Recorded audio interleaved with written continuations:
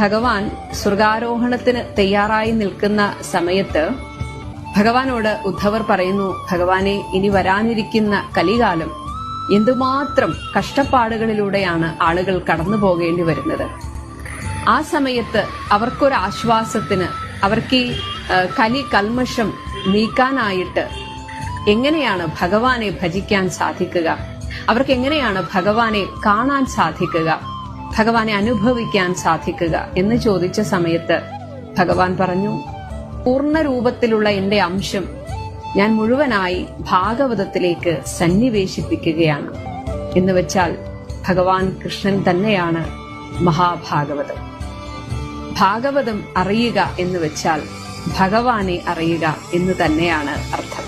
18 പുരാണങ്ങളിൽ ഏറ്റവും പ്രാധാന്യം അർഹിക്കുന്നതാണ് ശ്രീമദ് മഹാഭാഗവതം. അതിന് കാരണം നേരത്തെ പറഞ്ഞത് തന്നെയാണ്.